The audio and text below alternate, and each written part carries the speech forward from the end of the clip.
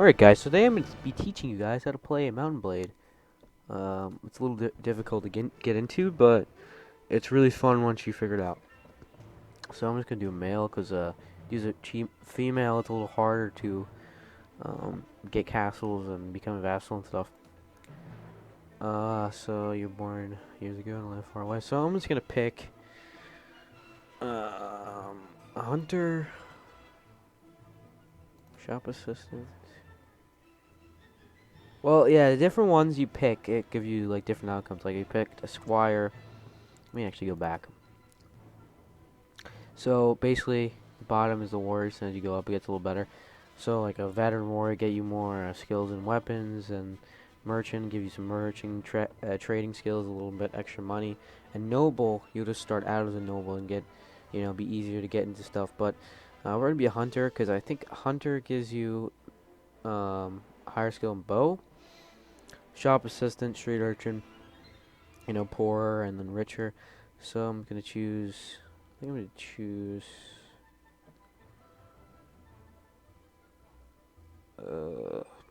This is hard. I guess this would be a shop assistant, and if you use like a squire, be a little richer. Troubadour, you'll be rich. University student, you'll be a little smarter. Goods peddler, I think you might start out with some furs and stuff to sell. Smith, I'm not sure exactly what that does, or the game poacher. So I'm gonna do a goods peddler. And I don't really know what anything to do, but I'm gonna choose Wanderlust because I just think that's cool. Cause just being able to be free like that. Okay, so our archery started out at 64, which is a good start, and I'm gonna explain all the skills as quickly as I can. Iron Flesh, it adds more hit points, and it goes up by 2 each time you upgrade it. Power Strike, you do more damage with your weapons. Power Throw, you do more weapons and throwing damage. You do more damage with throwing weapons like javelins. Power Draw, you do more damage with bows. Weapon Master allows you to get proficiencies easier. These over here. As you say you use a one-handed weapon, your proficiency will go up. As you use archery, it'll go up, and you'll be able to load stuff faster and just hit faster. And it helps a lot. Shield, your shield will be reduced in damage. Athletics, you will be able to move quicker. Riding, you can ride more horses. Horse archery makes your archery off horseback more accurate. You get more loot out of killing bandits with looting. Trainer trains the lower skilled units in your party. Tracking, it makes the tracks that go around that people leave easier to follow.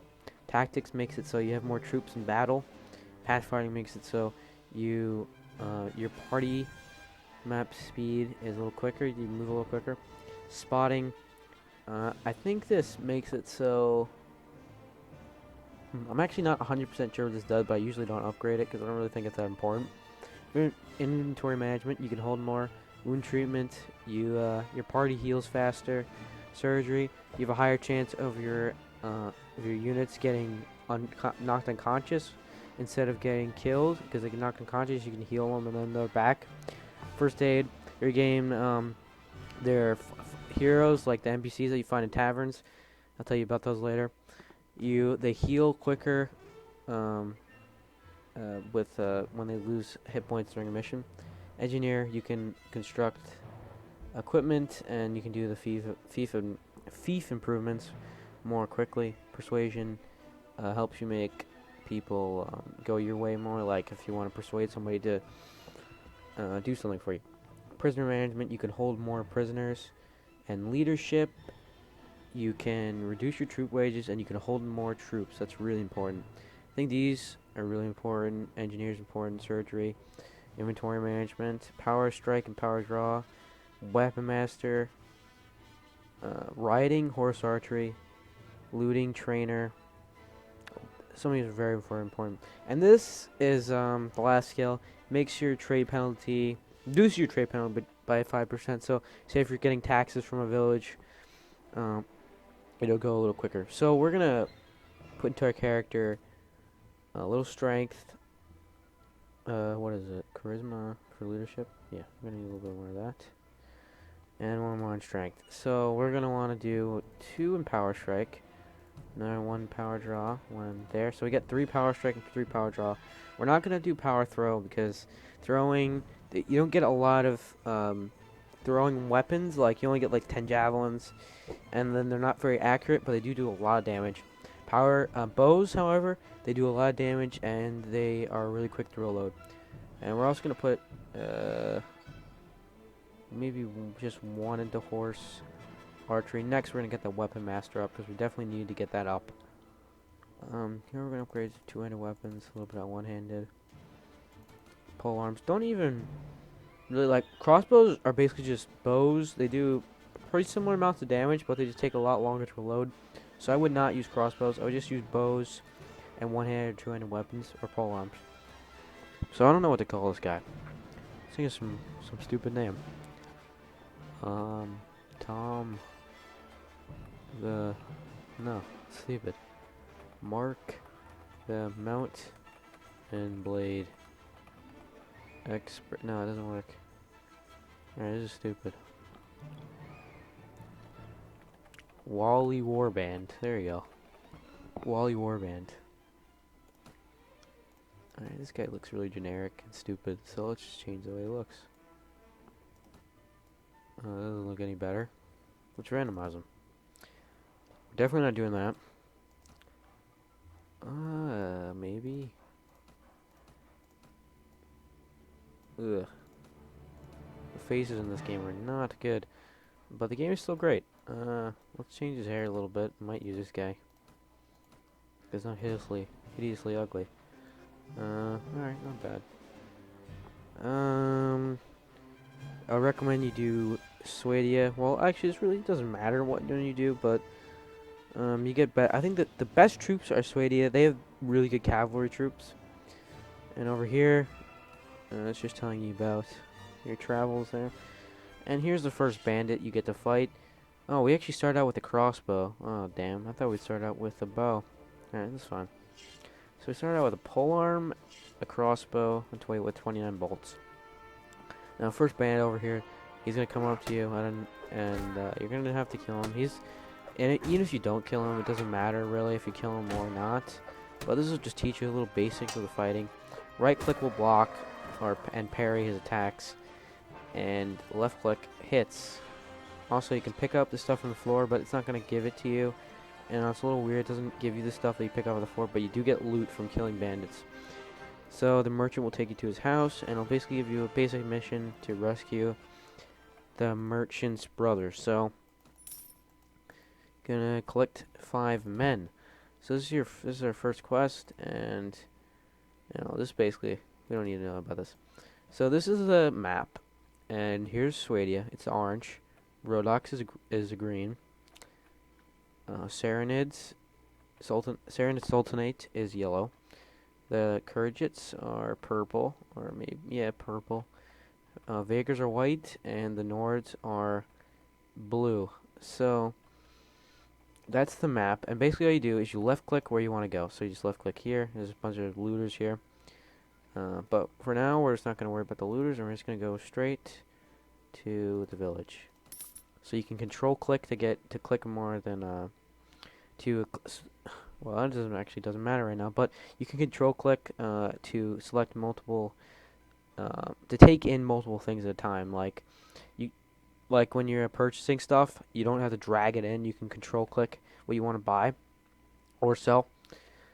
Yeah, but also if you want to speed up where you're going, so let's say we want to go to Suno, you can press control space and it makes you move quicker. It fast forwards it, so see I'm doing it right now. It's kind of a habit now. Oh, we got 7 troops, so that's really good. That's actually more than we need, so we can go back to the tavern. Oh, there's a tournament. Might do that, but no, okay, it's not for tutorial purpose. So, anyways, we're gonna go back to the tavern, and in the tavern you can get some mercenary troops. These are mercenary troops right here. They're expensive, but they're usually good. And we're not going to buy them because they're basically just a waste of money unless you really need an army quickly. And here's an NPC like I was talking about. So one more thing, I forgot to check what I had in my inventory.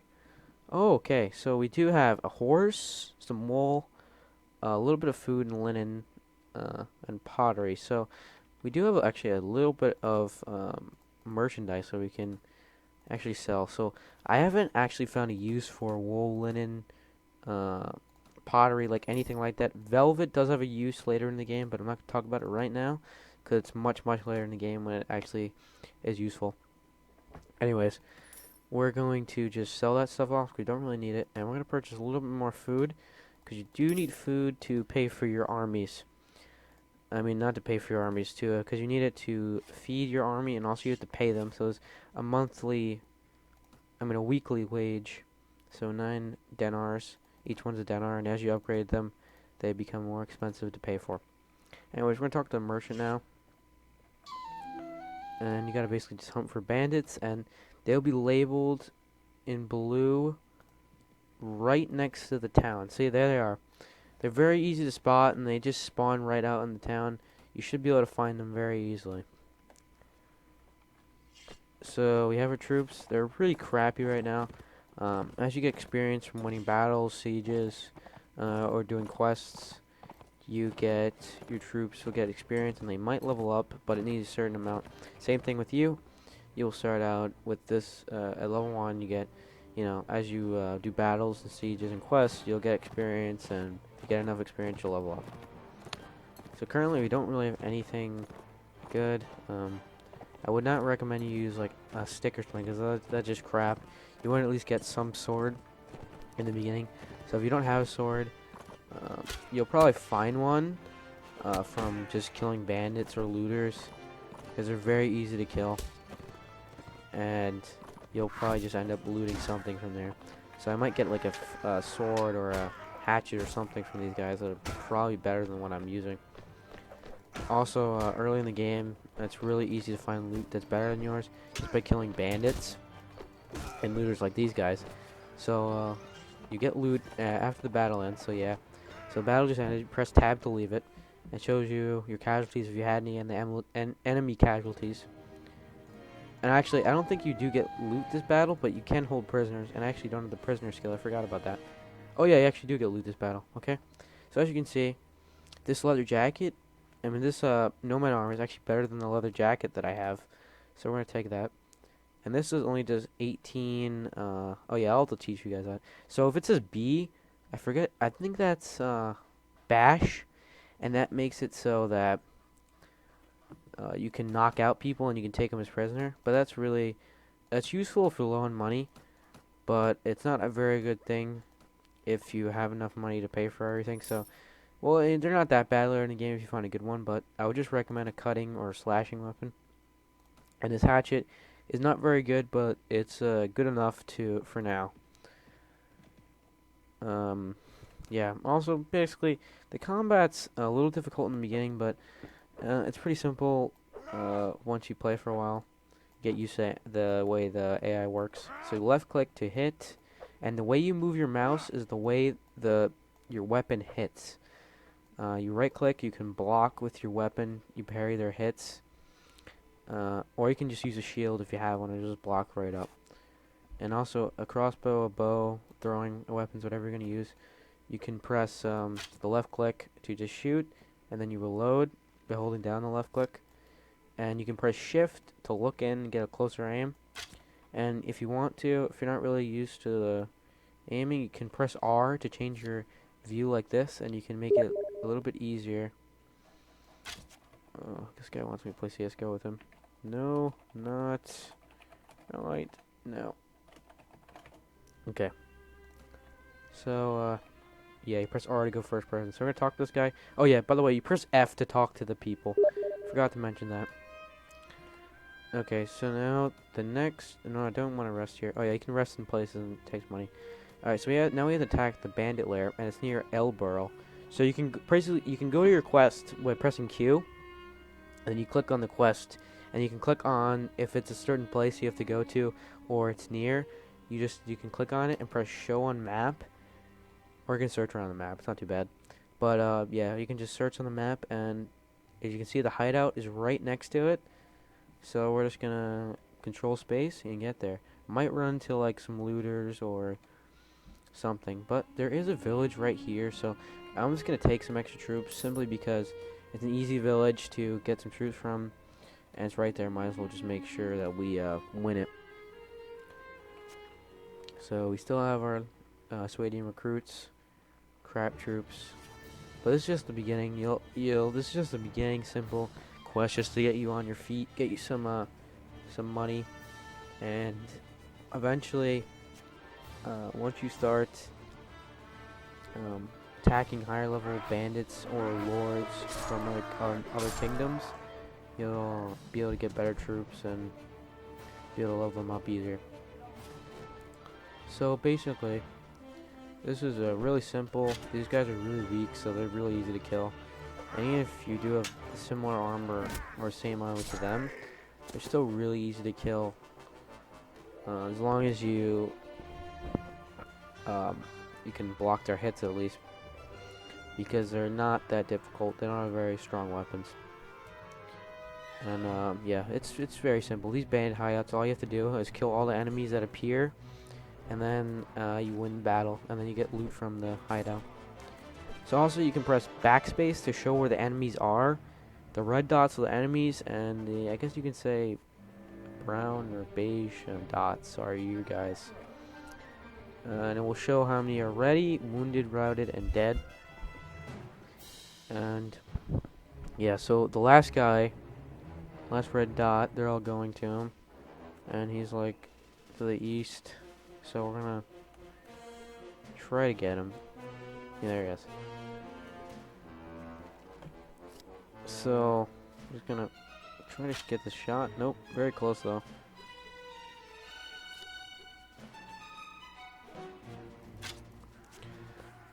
Oh yeah, also this game doesn't have the best graphics, but it's really it'll basically run on any computer. So I got my new computer, so I built my new computer. I mean, and it's it runs basically any game a lot better.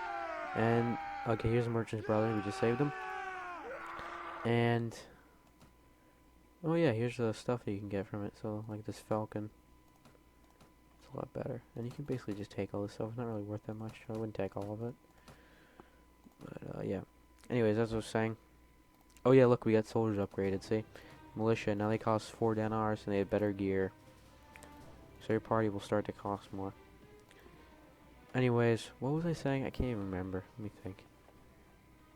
Oh yeah, this game doesn't have great graphics, but the detail in armor is actually pretty good, and you know, some bandits will walk around. You can kill them if you want. It has a pretty good detail on most of the weapons and armor. It'll basically run on any computer if you have a crappy computer, and it runs really good on like good computers like the one I built.